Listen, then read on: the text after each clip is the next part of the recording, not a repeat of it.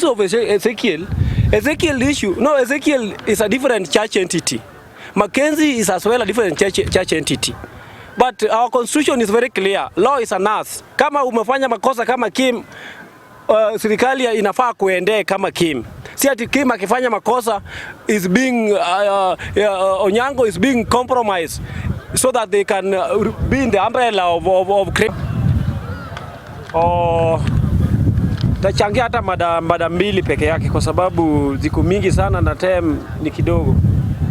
Na nataka kwanza na hii mada ya bipartisan talk.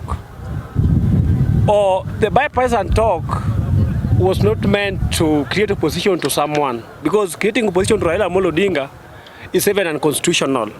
We know the absolute irreducible minimums that were tabled to be discussed in the bipartisan talk. That was the cost of living.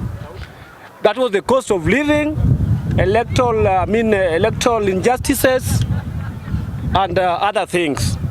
So the recommendation that was tabled today, talking about the office of the opposition leader, that is very unconstitutional, and we as Kenyan citizens, we don't support that.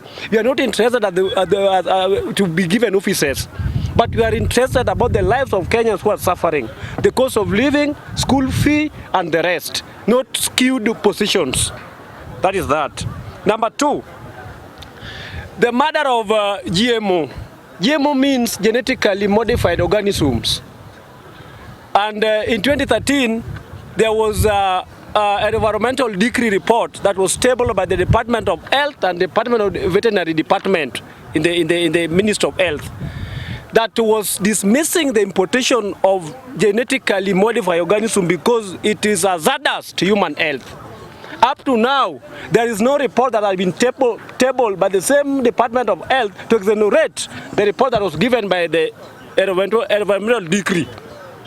So, we as Kenyans, we don't support the move by the government to uplift the importation of GMO because it is hazardous to our life. It will bring some genetic inconsequential genetic makeups that will not, the imbalance, genetical imbalance, that will actually lead to giving birth of a child with 4 years, a child with 10 phalanges, and a child with 20 tassels.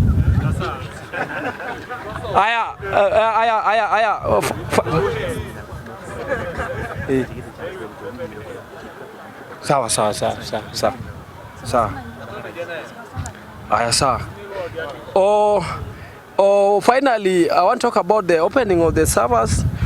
Servers must be opened. In fact, this is a double agenda or motion from motion of the bipartisan thing, because those were the reducible minimums. Those were the demands, and the government of Samuel Ruto, the illegitimate government of Samuel Ruto, must kowtow to our demands as azimio who won the election. Why government harassing Ezekiel? This of Ezekiel issue. No, Ezekiel is a different church entity.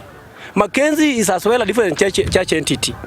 But our constitution is very clear. Law is an us. Kama umefanya makosa kama Kim, serikali inafaa kuendee kama Kim. Si ati Kim akifanya makosa is being Onyango is being compromised so that they can be in the umbrella of criminal. So the diverting attention of probing Mackenzie, that is equally futile and is unconstitutional.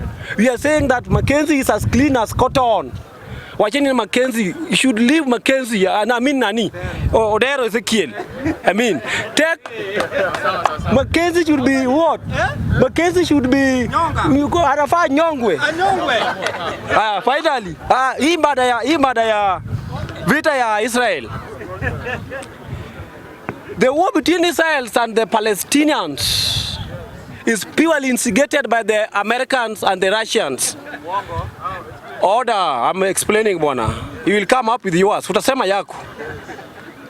During the 1940s, the USA dismantled the USSR, the Union of Sovereign Socialists. And up to now, even the war that was happening between Ukraine and Russia, that was purely American, trying to test whether the submandibles of the Russia can dismantle their security. So we are saying that the Americans should not actually instigate a necessary world war, and it will snowball, or it will escalate to third world war. So or culminate to third world war. So the government of Samuel Ruto or snowball into third world war. The government of Samuel Ruto should make a plan of evacuating Kenyans.